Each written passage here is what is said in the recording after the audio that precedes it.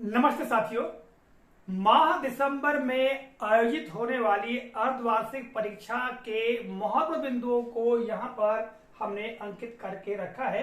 जैसा कि आप देख रहे हैं कुल 8 बिंदु हैं और इन 8 बिंदुओं में ये जो दिशा निर्देश दिया गया है 29 अक्टूबर 2024 का, जो कि विस्तृत दिशा निर्देश है, ठीक है, उसकी पूरी जानकारी को यहाँ हमने समेटने का प्रयास किया है। तो आइए एक एक बिंदुओं का अवलोकन करते हैं और जानते हैं कि अर्धवार्षिक परीक्षा किस तरह से होगी और इसमें क्या क्या होगा। तो सबसे पहले क्रम पर हम देखें तो कक्षा 3 से 8 तक की कक्षाएं इसमें सम्मिलित होंगी। समस्त शासकीय शालाएं और अनुदान प्राप्त, जैसा कि यहाँ दिशा निर्देश जानकारी दी गई है, मान्यता प्राप्त अशासकीय शालाएं और अनुदान और गैर अनुदान प्राप्त जो भी शालाएं हैं, ठीक है, और डाइस कोड प्राप्त जो मदद से इसमें सम्मिलित होंगे, ऐसा कहा गया है। अर्थात कक्षा 3 से 8 तक की समस्त कक्षाएं सम्मिलित होंगी, जिसमें कक्षा 5 और 8 भी सम्मिलित होंगी। दूसरा बिंदु है कि 16 दिसंबर से 21 दिसंबर के मध्य होगी परीक्षा, ठीक है।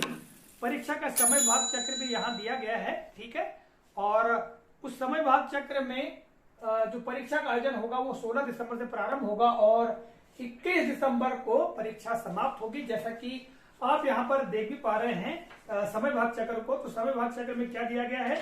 समय भाग चक्र जो कि परिशिष्ट 1 में दिया गया है, जो कि कक्षा 3 से 5 के लिए दिया गया है।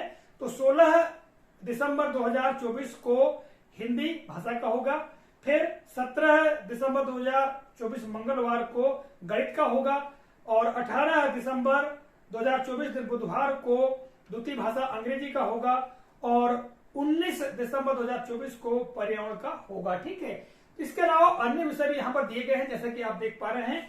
इसी तरह से कक्षा 8 की हम बात करें तो कक्षा 8 की परीक्षा भी 16 दिसंबर 2024 को प्रारंभ होगी और 16 दिसंबर को हिंदी भाषा का पेपर होगा, ठीक है, जैसा कि आप यहाँ पर समय भाग चक्र देख रहे हैं।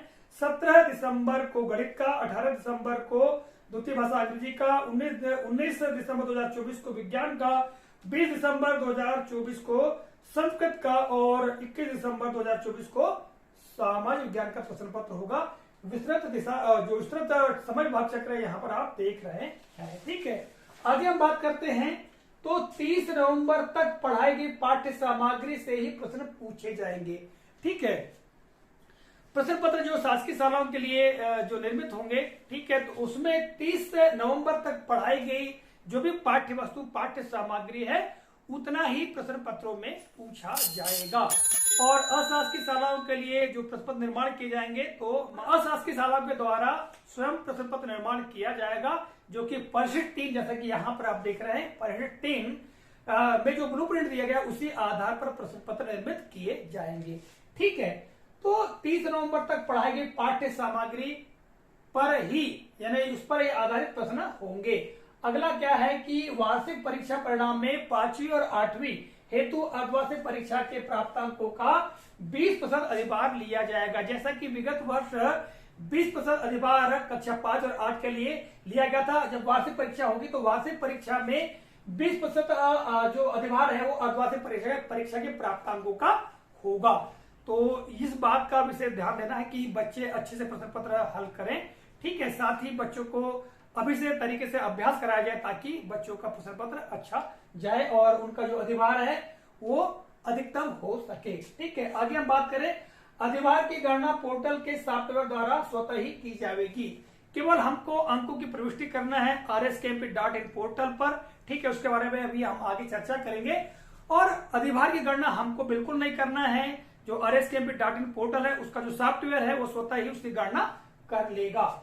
आगे हम बात करें, परीक्षा के तत्काल बाद RSKMP.in पोर्टल पर कक्षा 5वीं और 8वीं के विद्यार्थियों के परीक्षा के प्राप्तांकों की प्रविष्टि करनी होगी। अर्थात जैसे परीक्षा समाप्त होगी 21 दिसंबर तो 26 दिसंबर तक कहना चाहिए प्रश्न पत्रों की जांच करके तत्काल ही जो RSKMP.in पोर्टल है उस पर प्राप्तांकों की प्रविष्टि करनी होगी।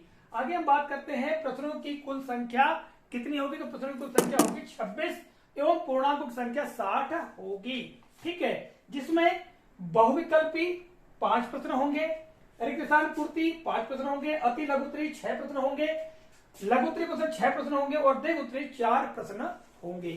तो जैसा कि आप यहाँ पर ब्लूप्रिंट भी देख रहे हैं, ठीक है, ब्लूप्रिंट आधारित प्रश्न पत्र ही होगा और इस वीडियो के माध्यम से इस दिशा निर्देश की जो जानकारी है उसको निष्कर्ष रूप में हमने बताने का प्रयास किया है। आशा करते जानकारी उपयोगी लगी होगी। तो मिलेंगे अगले वीडियो में, तब तक के लिए